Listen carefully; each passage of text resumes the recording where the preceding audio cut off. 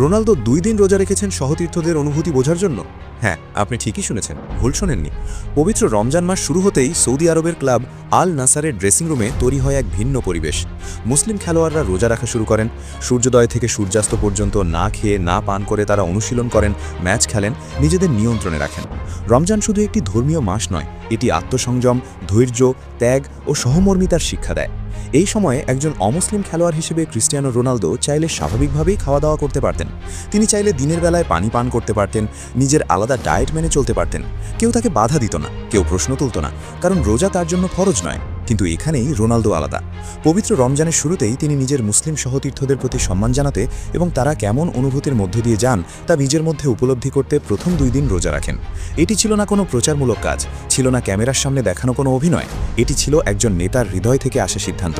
ভাবুন তো, ফুটবল ইতিহাসের অন্যতম সেরা গোলদাতা, যার শরীর একটি নিখুঁত যন্ত্রের মতো কাজ করে, যার ফিটনেস লেভেল বিশ্বের অনেক তরুণ খেলোয়াড়ের কাছেও ঈর্ষণীয়, সেই মানুষটি নিজের নিয়মিত খাদ্যাভ্যাসে পরিবর্তন এনে রোজা রাখলেন।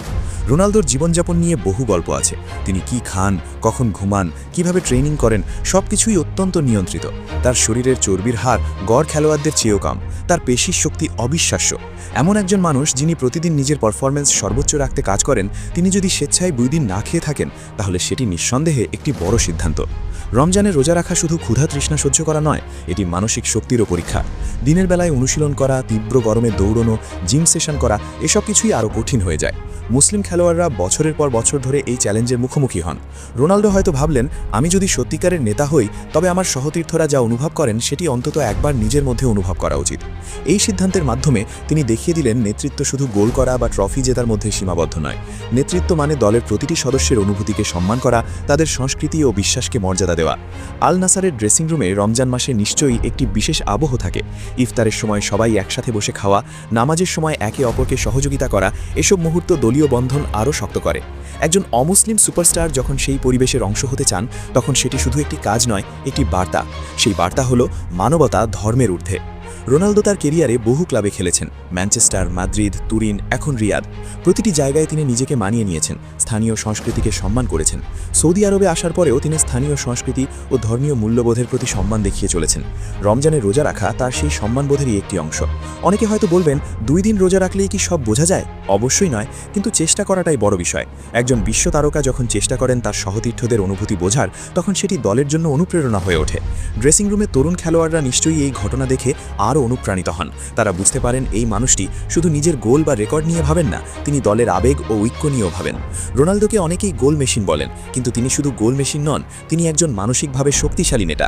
মাঠে তার আগ্রাসন, জয়ের ক্ষুধা, ট্রেনিংয়ে তার শৃঙ্খলা, সবকিছুই তাকে আলাদা করে। আর মাঠের বাইরে তার এই সহমর্মিতা তাকে আরও বড় করে তোলে। রমজান মাস ত্যাগের মাস। এই মাসে মানুষ ক্ষুধার কষ্ট অনুভব করে, দরিদ্রদের কথা মনে করে, ধৈর্য শেখে, আত্মসংযম শেখে। রোনালদো হয়তো এই 2 দিনে সেই অভিজ্ঞতার স্বাদ পেয়েছেন। ক্ষুধা, তৃষ্ণা, কিন্তু একই সঙ্গে আত্মতৃপ্তি। তিনি দেখিয়ে দিলেন, ধর্ম আলাদা হতে পারে, কিন্তু সম্মান ও ভালোবাসা সবার জন্য সমান। একজন খ্রিস্টিয়ান খেলোয়াড় হয়ে মুসলিম সহতীর্থদের জন্য রোজা রাখা নিঃসন্দেহে একটি সুন্দর বার্তা বহন করে। আজকের পৃথিবীতে যেখানে ধর্ম নিয়ে বিভাজন তৈরি হয়, সেখানে এমন উদ্যোগ মানুষকে এক করে। ফুটবল সবসময়ই মানুষকে একত্রিত করার শক্তি রাখে, আর সেই ফুটবলেরই এক মহান তারকা এই উদ্যোগের মাধ্যমে দেখালেন মানবতা সব কিছুর উপরে। আপনি হয়তো রোনালদোকে পছন্দ করেন, হয়তো তার সমালোচক, কিন্তু এই কাজের প্রশংসা না করে উপায় নেই। তিনি প্রমাণ করেছেন, তিনি কেবল একজন কিংবদন্তি ফুটবলার নন, তিনি একজন হৃদয়বান মানুষও। 2 দিনের রোজা হয়তো তার কেরিয়ারের সবচেয়ে বড় অর্জন নয়, কিন্তু এটি তার ব্যক্তিত্বের একটি উজ্জ্বল দিক তুলে ধরেছে। সহতীর্থদের অনুভূতি বোঝার জন্য নিজের আরাম ত্যাগ করা, এটাই তো সত্যিকারের নেতৃত্ব।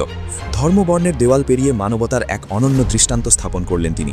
আপনার প্রতি শ্রদ্ধা আরও বেড়ে গেল ক্যাপ্টেন। ভিডিও ভালো লাগলে লাইক, কমেন্ট এবং সাবস্ক্রাইব করতে ভুললেন না।